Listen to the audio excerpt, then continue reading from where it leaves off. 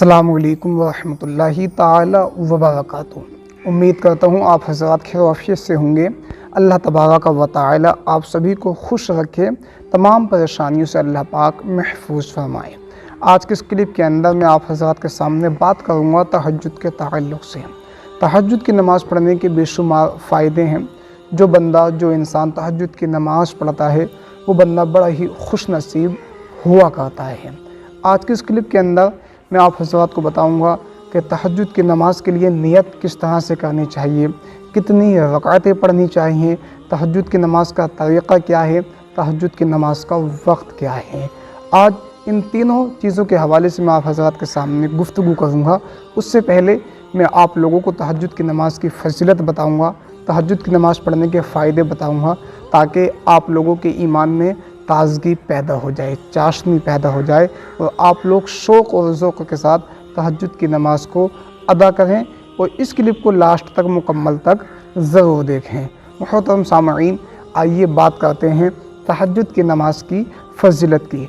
तहज्जुद की नमाज़ पढ़ने के फ़ायदे क्या क्या हैं। जो इंसान तहज्जुद की नमाज़ पढ़ा करता है तो उस इंसान का चेहरा चमक जाता है, खिल जाया करता है। जो इंसान तहज्जुद की नमाज़ अदा करता है तो अल्लाह तबारक व तआला उसके गुनाहों को भी माफ़ फरमा देता है। तहज्जुद की नमाज़ पढ़ने वाला इंसान अल्लाह के बहुत करीब, बहुत नज़दीक हो जाया करता है। तहज्जुद की नमाज़ अगर कोई बीमार इंसान पढ़ता है तो अल्लाह रब्बुल इज़्ज़त उसको शिफायाब अता फरमा देता है, यानी वो ठीक हो जाता है। अगर कोई परेशान हाल इंसान तहज्जुद की नमाज़ अदा करता है तो अल्लाह रब्बुल इज़्ज़त तहज्जुद की नमाज़ के बदौलत उस परेशान इंसान की परेशानी को दूर कर देता है। मुहतरम सामईन, तहज्जुद की नमाज़ की और भी बेशुमार फजीलतें हैं और बरकतें हैं। अब आइए बात करते हैं तहज्जुद की नमाज़ का वक्त क्या है। आप हज़रात याद रखें, इशा की नमाज़ के बाद से लेकर फजर की नमाज़ का वक्त शुरू होने से पहले तक तहज्जुद का वक्त रहता है। यानी इशा की नमाज़ के बाद जब आप एक नींद निकाल लें, तहज्जुद की नमाज़ के लिए सोना ये ज़रूरी है। जब आप एक नींद निकाल लें उसके बाद आप तहज्जुद की नमाज़ अदा कर सकते हैं।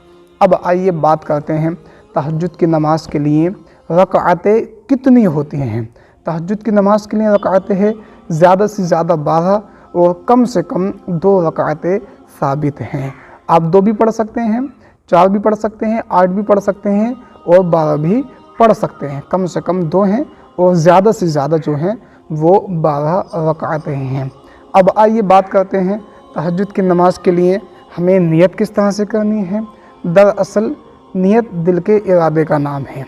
अपने दिल में किसी बात को ठान लेना, किसी बात को जान लेना, इसी को नियत कहा जाता है। तो दरअसल नियत दिल के इरादे का नाम है।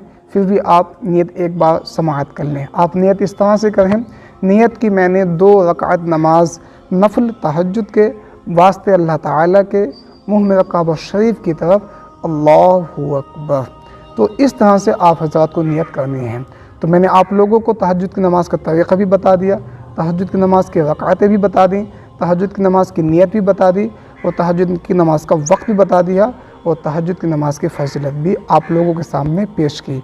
आप हज़रात से गुजारिश है तहज्जुद की नमाज़ अदा करें, अल्लाह तबारक व तआला की बारगाह में रो कर गिड़गिड़ाएँ, तौबा इस्तिग़फ़ार करें। इंशाअल्लाहुल अज़ीज़ जब आप तहज्जुद की नमाज़ अदा करेंगे तो अल्लाह रब्बुल इज़्ज़त तहज्जुद की नमाज़ की सदक़तु फ़ेल आपको तमाम परेशानियों से महफूज फरमा देगा।